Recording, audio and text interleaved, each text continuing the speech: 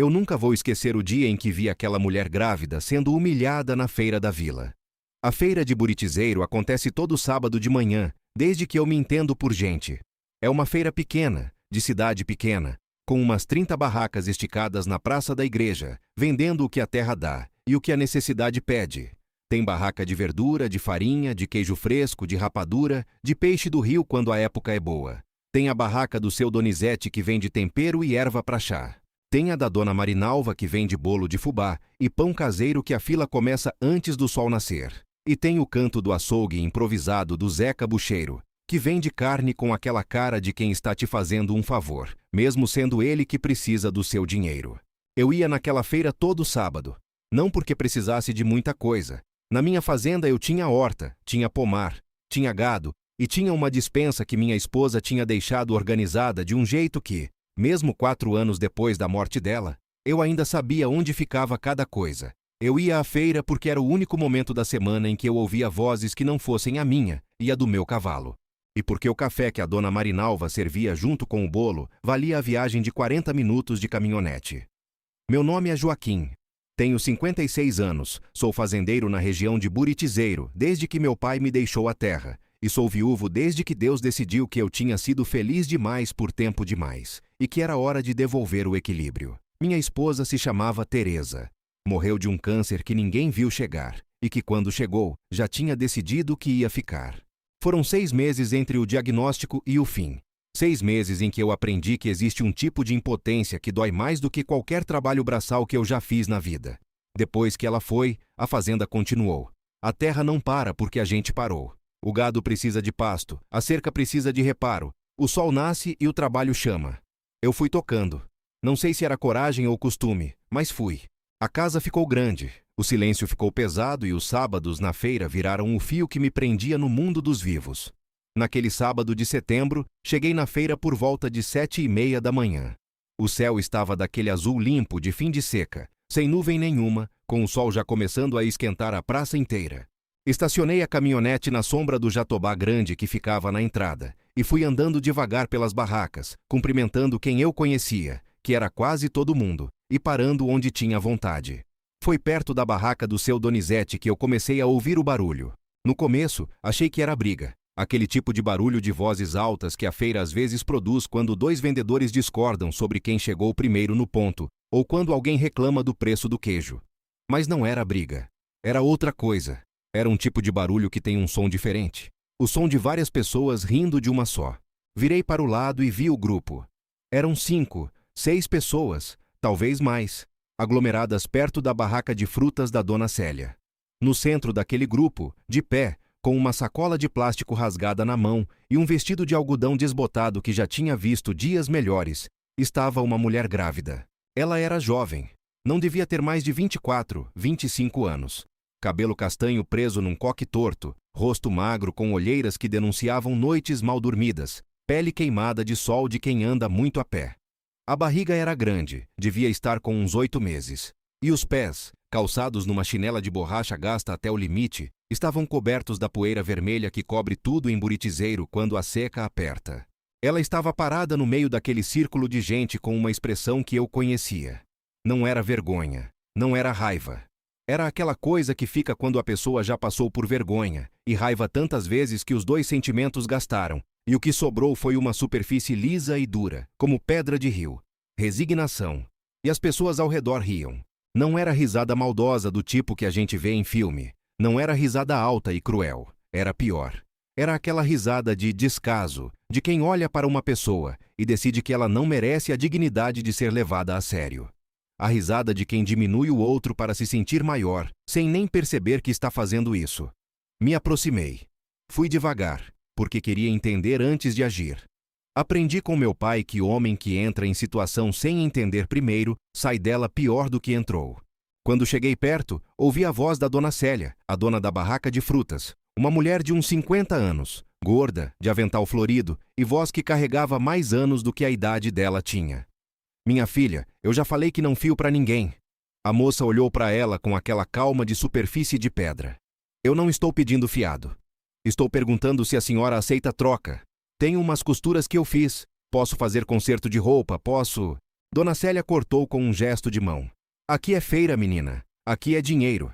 Se não tem dinheiro, não tem fruta.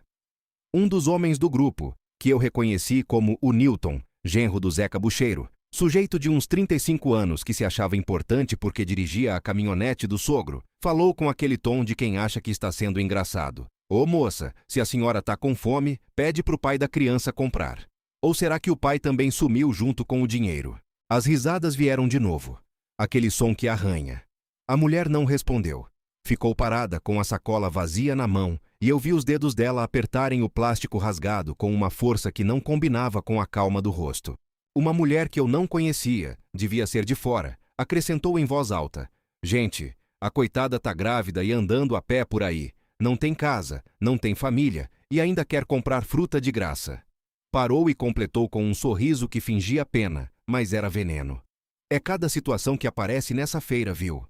Cheguei mais perto, já tinha entendido o suficiente. A mulher grávida virou o rosto na minha direção quando sentiu alguém se aproximando. Os olhos dela eram castanhos, escuros, com uma profundidade que não combinava com a idade. Olhos que tinham visto coisa demais. Me olhou por um segundo, sem medo, sem esperança, só registrando mais uma pessoa que ia olhar para ela e decidir que não valia o esforço. O que a senhora queria comprar? Eu perguntei com voz normal, sem drama, como quem faz uma pergunta numa feira qualquer. Ela ficou um segundo sem responder, como se estivesse procurando a armadilha na pergunta. Depois disse, baixo. Umas frutas, manga e mamão se tivesse. Virei para a Dona Célia. Separa 5 mangas, 3 mamões e o que mais ela apontar. Vai na minha conta. A risada morreu. O silêncio que veio foi daqueles que pesam. Dona Célia me olhou com os olhos apertados, tentando calcular se eu estava falando sério ou fazendo piada. Me conhecia há muitos anos. Sabia que eu não fazia piada. Seu Joaquim, ela começou, com aquele tom de quem vai dar uma explicação que ninguém pediu. Separa as frutas, Dona Célia. Eu repeti sem alterar o tom. E coloca uns limões também. Ela separou. Em silêncio. O grupinho ao redor foi se desfazendo como fumaça quando muda o vento, cada um saindo devagar, fingindo que tinha outra coisa para fazer. Como sempre faz quem é valente para rir de fraco e covarde para encarar quem não abaixa a cabeça. O Newton foi o último a sair. Me olhou de lado, como se quisesse dizer alguma coisa. Eu olhei de volta. Ele não disse nada. Nunca disse. Gente assim raramente diz alguma coisa quando tem alguém de verdade na frente. A mulher ficou parada ao meu lado, com a sacola de frutas que a Dona Célia tinha separado com uma eficiência silenciosa que só o constrangimento produz. Me olhou. O senhor não precisava fazer isso, ela disse. Precisava, respondi. Não por você, por mim, porque se eu ficasse parado vendo aquilo, ia chegar em casa e não ia conseguir olhar no espelho. Ela ficou quieta por um momento, depois disse. Meu nome é Aparecida. Joaquim. Fiz uma pausa. Está morando onde? Ela hesitou. Aquela hesitação de quem sabe que a resposta vai gerar mais perguntas do que ela tem vontade de responder. Estou ficando numa casa abandonada na saída da vila. Aqui fica perto do Ribeirão. Eu conhecia a casa. Todo mundo conhecia. Era uma construção de adobe que tinha sido da família Barbosa antes de eles se mudarem para a cidade fazia uns 10 anos. Não tinha porta, não tinha janela inteira, não tinha água nem luz. O telhado era mais buraco do que telha. Era o tipo de lugar onde a gente não deixaria um animal ficar, quanto mais uma mulher grávida de 8 meses. Há quanto tempo está lá? Perguntei. Umas 3 semanas. 3 semanas, no fim da seca, com o calor que fazia de dia e o frio que vinha de noite, grávida, sozinha, numa casa sem porta. O estômago afundou do mesmo jeito que afunda quando a gente recebe notícia ruim, porque aquilo era notícia ruim. Era a notícia de que o mundo tinha continuado sendo o que sempre foi, um lugar onde certas pessoas caem e ninguém se abaixa para levantar. Você precisa sair de lá, eu disse. Eu sei. A voz era firme, sem autopiedade. Mas não tenho para onde ir. Fiquei olhando para ela por um momento. Para aquela mulher de 20 e poucos anos, grávida, de chinela gasta e vestido desbotado, segurando uma sacola de frutas que ela não teria conseguido comprar sozinha, de pé numa feira onde as pessoas tinham acabado de rir dela como se ela fosse menos do que gente. Pensei na Teresa. Pensei no que ela diria se estivesse ali, olhando para aquela cena. Não precisava pensar muito. Eu sabia exatamente o que ela diria. Ela diria a mesma coisa que me disse numa tarde de chuva, muitos anos antes, quando encontramos uma cadela prenha abandonada na estrada, e ela insistiu em levar para casa. Joaquim, a gente não passa reto quando a vida pede socorro. Vem comigo, eu disse. Ela me olhou com aquela desconfiança que não é falta de educação, é proteção. A desconfiança de quem aprendeu que oferta de ajuda geralmente vem com preço escondido. Eu tenho uma fazenda a 40 minutos daqui. Tem um quarto sobrando, tem comida e tem espaço. Você fica até se organizar. O senhor não me conhece. Não conheço, mas conheço pessoa passando necessidade quando vejo. Ela ficou me olhando por um tempo longo, avaliando. Eu deixei, não apressei. Aprendi que confiança é uma porta que só abre por dentro. Forçar não funciona, só quebra. Tudo bem, ela disse por fim, não com alegria, com exaustão, com a aceitação de quem não tem mais opção e sabe que recusar seria orgulho, não dignidade. Fomos até a caminhonete. Ela subiu com dificuldade, ajeitando a barriga, segurando a sacola de frutas no colo como se fosse uma coisa preciosa. Liguei o motor e saímos da vila pela estrada de terra que levava à fazenda. Nenhum dos dois falou nos primeiros 10 minutos. Só o barulho do motor, da terra batendo embaixo da caminhonete, e vez ou outra, o canto de um bem-te-vi que insistia em cantar mesmo no calor. Foi ela quem quebrou o silêncio. O senhor é casado? Viúvo. Há 4 anos. Ela ficou quieta por um momento. Sinto muito. O nome dela era Teresa. Era professora. Ensinou numa escola rural por 22 anos. Conhecia cada criança da região pelo nome. Fiz uma pausa. Morreu de câncer. Aparecida olhou pela janela para o cerrado que passava do lado de fora, seco e dourado. Ela era boa pessoa? A melhor que eu já conheci. Silêncio de novo. Mas era um silêncio diferente. Não era vazio. Era o silêncio de 2 pessoas que estão trocando verdade sem precisar de muitas palavras. Quando chegamos na fazenda, ela olhou para a sede com aquela expressão de quem está vendo mais do que uma casa. Era uma casa simples, de alvenaria, com varanda na frente, janelas pintadas de azul que a Teresa tinha escolhido, e um jardim que tinha sido cuidado, e que agora estava no meio termo entre o cuidado e o abandono, porque eu mantinha o básico, mas não tinha nem o talento nem a vontade da Teresa para flores. É bonita, ela disse baixinho. Era mais bonita quando a Teresa cuidava do jardim. Eu mantenho a casa, mas jardim precisa de outra coisa que eu não tenho. Ela olhou para o jardim com um olhar que eu não soube classificar na hora, mas que depois entendi. Era o olhar de quem reconhece algo. Entrei com ela pela porta da frente. Mostrei a cozinha, o banheiro, o quarto dos fundos que tinha uma cama de solteiro, um guarda-roupa vazio e uma janela que dava para o pomar de goiabeiras que a Teresa tinha plantado na primeira década do casamento. O quarto estava limpo porque eu limpava a casa toda a semana inteira, mesmo os cômodos que ninguém usava. Era hábito da Teresa que ficou em mim. Pode ficar aqui, eu disse. Tem toalha no armário do corredor. Ela colocou a sacola de frutas em cima da cama e ficou parada, olhando ao redor com aquele cuidado de quem está memorizando cada detalhe, como se precisasse gravar tudo na cabeça antes que alguém chegasse e dissesse que era engano. Obrigada, ela disse. Saí e fui fazer café no fogão a lenha. Enquanto a água esquentava, fiquei pensando no que eu tinha feito. Tinha trazido uma desconhecida grávida para dentro da minha casa. Uma mulher de quem eu não sabia nada além do nome e da situação. Qualquer pessoa de fora diria que eu era irresponsável. Talvez fosse. Mas eu tinha 56 anos. Tinha vivido o suficiente para confiar no que os olhos me diziam. E os olhos daquela mulher me diziam algo que eu não conseguia ignorar. Não era só pobreza. Era algo mais embaixo, mais pesado. Uma história que ela ainda não tinha contado e que eu ainda não tinha perguntado. Os dias foram passando como passam os dias no interior. Devagar, sem pressa, cada um igual ao outro no ritmo, mas diferente nos detalhes pequenos que só quem presta atenção percebe. Aparecida foi se instalando no quarto dos fundos com uma discrição que era quase invisível. Ocupava o menor espaço possível, fazia o menor barulho possível, como se existir em voz baixa fosse o único jeito que ela conhecia de estar em algum lugar. Mas não ficava parada. Desde o segundo dia, ela acordava antes de mim, e quando eu chegava na cozinha, o café já estava passado, o pão já estava cortado e a mesa já estava posta com um cuidado que eu não via naquela cozinha há 4 anos. Eu disse que ela não precisava fazer nada. Ela disse que precisava. Se eu ficar parada, penso demais. Entendi. Não discuti. No terceiro dia, Ela lavou toda a roupa que eu tinha estendido no varal com aquele desleixo de homem que vive sozinho e reestendeu tudo direito, camisa por camisa, calça por calça, com uma precisão de quem aprendeu a cuidar de roupa desde cedo. No quarto dia, ela apareceu no jardim com uma enxada que tinha achado no galpão e começou a limpar os canteiros que a Teresa tinha feito e que eu tinha deixado serem engolidos pelo mato.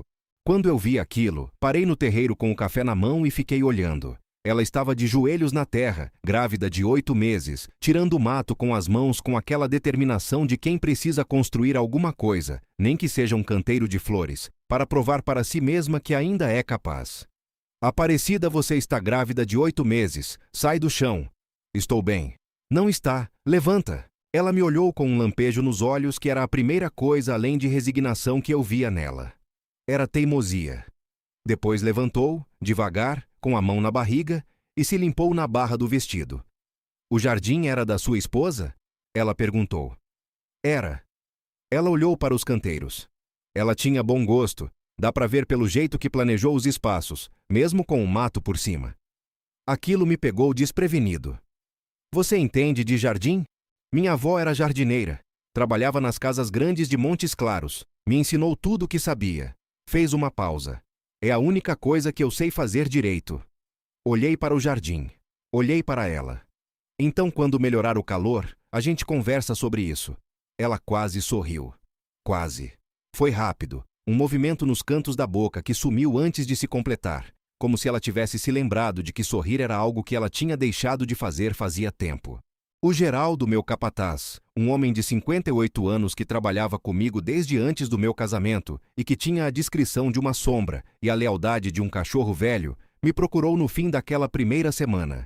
Estávamos no curral, vacinando o bezerro, quando ele desligou a seringa, limpou as mãos na calça e disse, sem olhar para mim: "A moça que o senhor trouxe. O que tem? Ela é de Januária?" Parei o que estava fazendo. Não sei de onde ela é. Não perguntei. Ele coçou a cabeça debaixo do chapéu. Tem um nome que anda circulando na região. Uma moça grávida que sumiu de Januária faz umas semanas. O pessoal está comentando na feira de lá. Quem está comentando? Gente ligada ao Valdomiro Prates. O nome caiu entre nós como pedra no poço. Valdomiro Prates era o tipo de homem que não precisava de apresentação em 3 municípios ao redor. Fazendeiro grande, com terra que ia de Januária até quase a divisa de Manga, com gado, com caminhão, com dinheiro e com um tipo de poder que ninguém questionava em voz alta. Não porque fosse admirado, porque era temido. Era o tipo de homem que resolvia as coisas do jeito dele, e o jeito dele nunca era o jeito que a lei mandava. Você está me dizendo que ela tem ligação com o Valdomiro? Geraldo me olhou pela primeira vez. Estou dizendo que tem gente procurando uma moça grávida que saiu de Januária e que a última coisa que eu ia querer na minha vida era que o Valdomiro Prates viesse bater na porteira da sua fazenda, seu Joaquim. Fiquei em silêncio por um momento. Terminas-ia a vacinação, Geraldo. Depois eu resolvo. Ele assentiu e voltou ao trabalho. Mas eu vi a preocupação no rosto dele. Geraldo me conhecia bem demais para não saber que eu não ia mandar aquela mulher embora.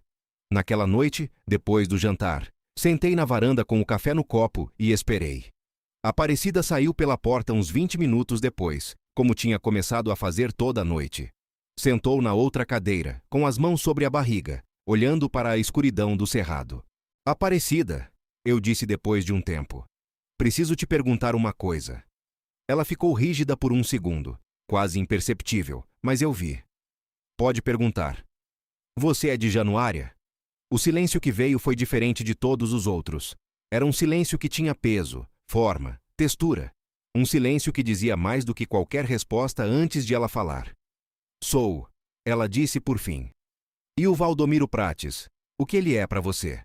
Ela tirou as mãos da barriga e cruzou os braços. Vi as mãos tremerem levemente antes de se fecharem. Não de frio, de outra coisa. Valdomiro Prates, ela disse num tom que tinha mudado completamente. Não era mais a voz baixa e firme de sempre. Era uma voz que tinha ferro por dentro. Valdomiro Prates é o homem que me destruiu. Esperei. Não apressei. Quando a pessoa está pronta para contar, ela conta. Se não está, não adianta empurrar. Ela contou. Demorou. As palavras vinham devagar, como quem tira espinho do pé, com cuidado, porque sabe que vai doer, mas sabe que tem que tirar. Aparecida tinha sido empregada doméstica na fazenda do Valdomiro desde os 18 anos. Trabalhava na casa grande, limpava, cozinhava, lavava, fazia tudo que a esposa do Valdomiro, uma mulher chamada Dona Sônia, que morava mais em Belo Horizonte do que na fazenda, não fazia e não se importava que outros fizessem. Aparecida trabalhava bem, era discreta, não reclamava. Era, como ela mesma descreveu, invisível. Até o dia em que não foi. Valdomiro começou a notá-la de um jeito que não era o jeito que patrão nota empregada. As coisas foram acontecendo do jeito que acontecem quando um homem tem poder e a outra pessoa não tem nenhum. Não houve violência do tipo que deixa marca visível. Houve o outro tipo, o que não aparece no corpo, mas que marca por dentro de um jeito que não sara. Quando ela descobriu que estava grávida, contou para ele esperando, não sei o quê. Talvez um lampejo de humanidade. O que recebeu foi uma ordem para sumir. Valdomiro lhe deu um envelope com dinheiro. Pouco, muito pouco para o que significava.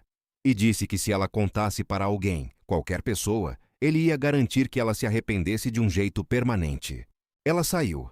Pegou o dinheiro, pegou a roupa que tinha, enfiou tudo numa sacola e saiu andando.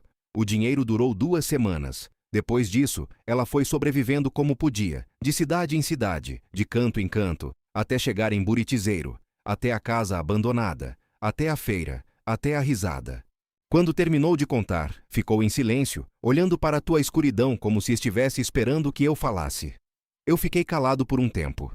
Não porque não tivesse o que dizer, mas porque o que eu sentia era aquela raiva fria que não faz barulho, que se instala no peito como brasa coberta de cinza e fica ali, queimando devagar.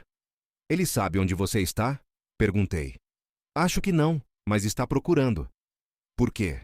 Se mandou você embora, por que procuraria? Ela me olhou. Porque a esposa dele voltou da capital, e alguém na fazenda contou que eu saí grávida. A dona Sônia fez perguntas. O Valdomiro precisa ter certeza de que eu não vou aparecer. Ter certeza como? Ela não respondeu. Não precisava. O silêncio dizia o que as palavras não iam dizer. Fiquei na varanda até tarde naquela noite. Depois que Aparecida entrou, fiquei sozinho com o café frio e os pensamentos quentes. Pensei no Valdomiro Prates. Pensei no tipo de homem que ele era. Pensei no que a Teresa teria dito. Pensei no que eu podia fazer e no que eu devia fazer. E percebi que era a mesma coisa. De manhã, procurei o Geraldo antes dos outros peões chegarem. Preciso que você vá a São Francisco, eu disse. Tem um advogado lá chamado Dr. Agenor. Homem sério. Trabalhou no Ministério Público antes de se aposentar. Diz que eu preciso falar com ele. Coisa séria. Geraldo me olhou com aquela expressão de quem quer perguntar, mas sabe que não é hora. Vou hoje mesmo, seu Joaquim. Geraldo, mais uma coisa. Senhor, a partir de hoje, todo mundo que entrar nessa fazenda, eu quero saber. Todo carro, toda moto, toda pessoa a pé. Quero saber antes de chegar na sede. Ele assentiu devagar. Entendeu sem precisar de explicação. Homem que trabalha no campo há 40 anos reconhece o tom de preparação quando ouve. Os dias seguintes tiveram uma tensão por baixo de tudo que era como aquele fio de arame que a gente estica na cerca e que parece quieto, mas que se alguém encostar, corta. Aparecida parecia sentir que algo tinha mudado depois daquela conversa na varanda. Ficou mais quieta, mais atenta, olhando para a estrada com mais frequência do que antes. Mas não parou de trabalhar. Nunca parava. O jardim da Teresa foi voltando aos poucos. Onde tinha mato apareceu terra limpa. Onde tinha terra limpa, apareceram mudas que ela pegava do mato ao redor da casa, flores do cerrado que a maioria das pessoas ignorava, mas que ela reconhecia pelo nome e pela serventia. Num canteiro perto da janela da cozinha, plantou manjericão e alecrim. Num outro, ao lado da varanda, colocou sementes de girassol que pediu ao Geraldo que comprasse na cidade. Por que girassol? Eu perguntei uma tarde. Porque gira para onde o sol está. Ela respondeu sem parar de cavar. E por que minha avó dizia que girassol é a planta que não desiste? Fiquei olhando ela trabalhar e pensei que a avó dela não estava falando só de planta. O doutor Agenor respondeu no 3º dia. Veio pessoalmente até a fazenda, o que me disse que Geraldo tinha sido convincente, ou que o nome Valdomiro Prates era motivo suficiente para uma visita. Provavelmente os dois. Era um homem magro, de uns 65 anos, cabelo branco, óculos de armação fina e mãos que demonstravam que ele não tinha nascido advogado, tinha se tornado. Mãos de quem trabalhou na terra antes de trabalhar com a lei. Me apertou a mão com firmeza e disse: Seu Geraldo me contou o essencial. Prefiro ouvir o resto do senhor. Sentamos na varanda. Contei o que sabia. Ele ouviu sem interromper, com aquele hábito de quem passou a vida ouvindo depoimento, e aprendeu que a melhor maneira de entender uma história é deixar ela ser contada sem corte. Quando terminei, ele ficou em silêncio por um momento, tirando os óculos e limpando com um lenço do bolso. Preciso falar com ela, ele disse. Eu sei. Ela vai querer falar? Vou perguntar. Aparecida aceitou.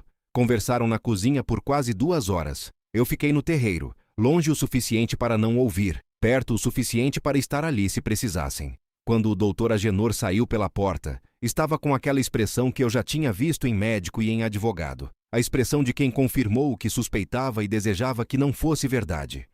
Seu Joaquim, ele disse baixo na varanda. Essa moça tem um caso sólido. Para quê exatamente? Para bastante coisa. Assédio, coerção, ameaça.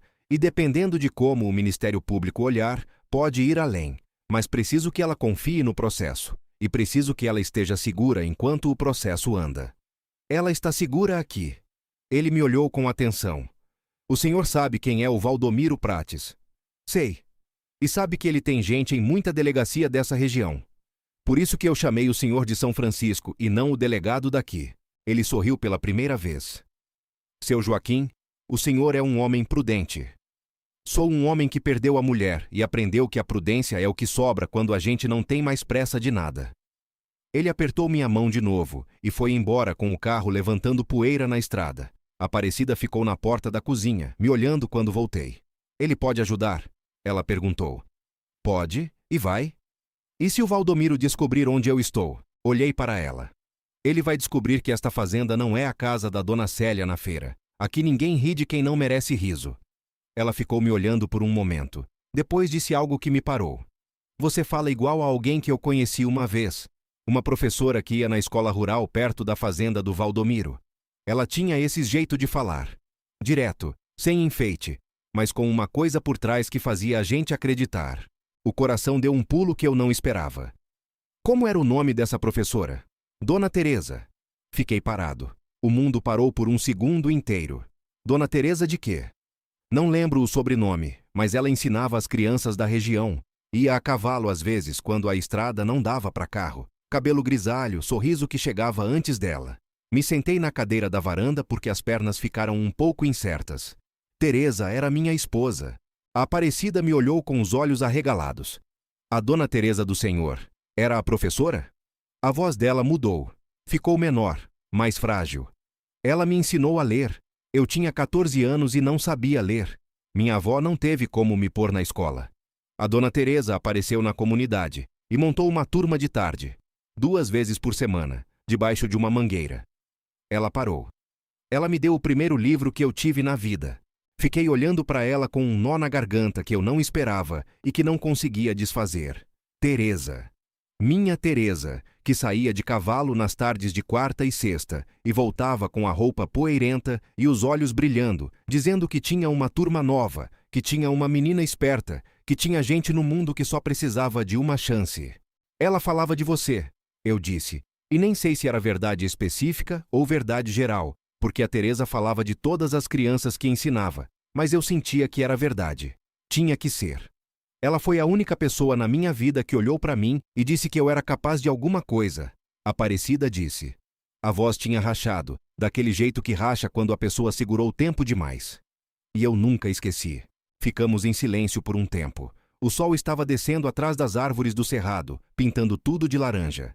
Os grilos começando a cantar. O cheiro da terra seca misturado com o alecrim que ela tinha plantado no canteiro. E naquele silêncio, eu sentia Teresa ali. Não como memória, não como saudade, como presença. Como se ela estivesse sentada naquela cadeira vazia entre nós, com aquele sorriso que chegava antes dela, dizendo sem palavras. Eu te disse, Joaquim, a gente não passa reto quando a vida pede socorro. 2 semanas depois, num sábado de manhã, eu fiz uma coisa que não tinha planejado, mas que se tornou inevitável do jeito que as coisas inevitáveis se tornam. Não porque alguém decide, mas porque o momento chega, e a gente simplesmente sabe que é hora. Levei a Aparecida à feira de Buritizeiro. Ela não queria ir. Disse que não precisava, que não tinha por que voltar àquele lugar, que as pessoas iam olhar para ela do mesmo jeito, com aquele riso que diminui. Eu olhei para ela e disse: Aparecida, a feira é da praça, e a praça é de todo mundo, você incluída. Ela me olhou por um tempo, medindo. Depois concordou. Chegamos às 8 da manhã. Eu estacionei a caminhonete no mesmo lugar de sempre, na sombra do Jatobá. Desci, dei a volta e abri a porta para ela, que desceu devagar, com a barriga já enorme, vestindo uma roupa limpa que ela mesma tinha costurado de um tecido que o Geraldo tinha comprado na cidade por minha conta, sem que ela soubesse que eu tinha pedido. Entramos na feira lado a lado, e o efeito foi imediato. As pessoas olharam. Olharam porque Buritizeiro é cidade pequena, e cidade pequena olha para tudo que muda. Olharam porque da última vez que tinham visto Aparecida, ela estava sozinha, grávida, com chinela gasta e sacola rasgada, sendo motivo de riso, e agora estava chegando ao lado do seu Joaquim, fazendeiro conhecido, respeitado, que ninguém ousava confrontar. A dona Célia nos viu primeiro. Os olhos apertaram. A mão parou no ar no meio de pesar uma banana. Ficou assim por um segundo, e depois voltou a pesar como se nada tivesse acontecido. Fomos andando pelas barracas. Eu comprei o que sempre comprava. Aparecida andava ao meu lado com aquela postura ereta que era a armadura dela, olhando para frente, sem provocar, sem se esconder. Paramos na barraca da Dona Marinalva para o café com bolo. A Dona Marinalva, uma mulher de 70 anos que tinha a sabedoria de quem viu 3 gerações crescerem na mesma praça, olhou para Aparecida, olhou para mim e disse com aquela voz mansa que ela tinha: "A menina quer um bolo também?" "Quero sim, senhora", Aparecida respondeu. "Então senta aqui que eu trago." E trouxe um pedaço que era o dobro do tamanho normal, sem comentar. Estávamos sentados no banco de madeira em frente à barraca quando o Newton apareceu. Vinha com aquele passo de quem se acha dono do espaço, mascando um palito de dente, com a mesma cara de sempre. Quando nos viu, diminuiu a velocidade. Olhou para mim, olhou para a Aparecida, e eu vi o canto da boca dele se mover, preparando alguma coisa. "Ô, seu Joaquim", ele disse com aquele tom que fingia respeito, mas que tinha deboche por baixo. "A senhora ali é sua nova empregada ou o senhor resolveu abrir asilo para grávida sem teto?" O silêncio ao redor foi instantâneo. As pessoas mais próximas pararam o que estavam fazendo. Dona Marinalva ficou com a faca do bolo no ar. Aparecida ficou rígida na cadeira, mas não abaixou a cabeça. Eu coloquei o café na mesa devagar. Levantei. Não levantei com raiva. Levantei com aquela calma que eu tinha aprendido em 56 anos de vida, que é a calma de quem sabe exatamente o que vai dizer e não precisa levantar a voz para ser ouvido. "Newton", eu disse. E a maneira como eu disse o nome dele fez ele dar meio passo para trás sem perceber. "Essa mulher que você está abrindo a boca para desrespeitar se chama Aparecida. Ela foi aluna da minha esposa, a Dona Teresa, que ensinou a ler metade das crianças dessa região, incluindo gente da sua família, ensinou essa mulher aqui. E se a Teresa estivesse viva, ela ia olhar para você e sentir a mesma vergonha que eu estou sentindo agora." O Newton ficou parado com o palito de dente caído no canto da boca. "Mas ela é hóspede na minha casa", eu cortei. "E qualquer pessoa que tratar ela com menos do que o respeito que se deve a um ser humano, vai estar tratando a mim do mesmo jeito. E você me conhece tempo suficiente para saber que isso não é uma ameaça, é uma informação." Olhei ao redor. As pessoas que estavam fingindo não escutar estavam absolutamente escutando. A Dona Célia na barraca ao lado. O seu Donizete dos temperos. A mulher de fora que tinha feito o comentário maldoso na semana anterior. Todos. Vocês riram dela. Eu disse para ninguém e para todos. Riram de uma mulher grávida que estava com fome, numa feira, onde se vende comida. Fiz uma pausa. A Teresa passou a vida ensinando nessa região que todo mundo merece dignidade. E vocês transformaram uma praça de feira em lugar de humilhação. Ninguém disse nada. O Newton se virou e foi embora sem olhar para trás. As pessoas ao redor foram retomando os afazeres, devagar, com aquele constrangimento silencioso de quem foi confrontado com algo que sabia que era verdade e que preferia não ter ouvido. Sentei de volta no banco. Peguei o café que já estava morno. Aparecida estava sentada com as mãos sobre a barriga, olhando para a mesa. "Você não precisava ter dito tudo aquilo", ela disse baixo. "Precisava. Não foi por você, foi pela Teresa." Ela me olhou. Os olhos estavam brilhando do jeito que brilham quando a pessoa está segurando uma coisa que quer sair, mas que ela não deixa. porque chorar no meio de uma feira onde riram dela seria entregar uma vitória que ela não está disposta a dar. E por você também, eu acrescentei. Porque ninguém que passou o que você passou merece ser diminuída por gente que não sabe nem a metade. Ela ficou olhando para mim por um tempo longo. Depois disse: a dona Teresa tinha razão sobre o senhor. Razão em quê? Ela dizia que o marido dela era o homem mais teimoso do cerrado, mas que era teimoso nas coisas certas. Eu ri. Pela primeira vez em não sei quanto tempo, eu ri de verdade, com som, e a risada saiu por conta própria, sem que eu mandasse, porque aquilo era a Teresa inteira numa frase. Teimoso nas coisas certas.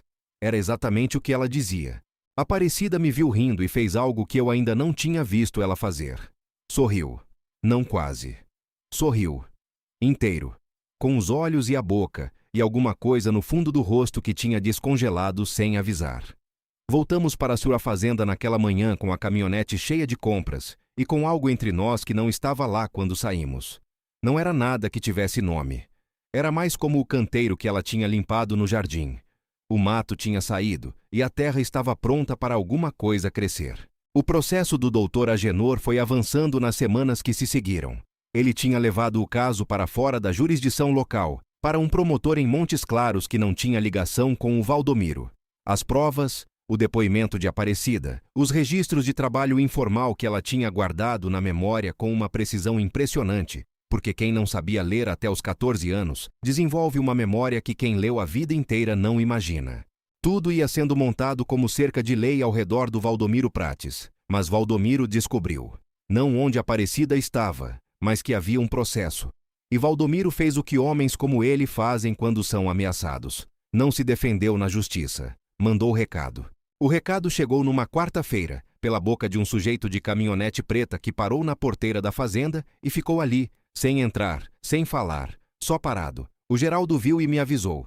Fui até lá a cavalo, no meu bagual velho, e o sujeito abaixou o vidro e disse com aquela voz de quem fala recado ensaiado: o senhor Valdomiro manda dizer que a moça tem até o fim da semana para retirar o que ela colocou para andar na justiça. Se não retirar, o senhor vai entender que foi uma escolha.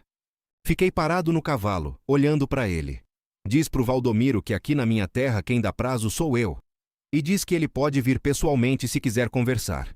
Porque com boi eu lido de longe, mas com homem eu lido de frente. O sujeito me olhou, subiu o vidro e foi embora. Voltei para a sede. Liguei para o Dr. Agenor. O Valdomiro mandou recado. Eu esperava por isso. O senhor está seguro? Estou. Mas preciso que o senhor acelere. Já está acelerado, seu Joaquim.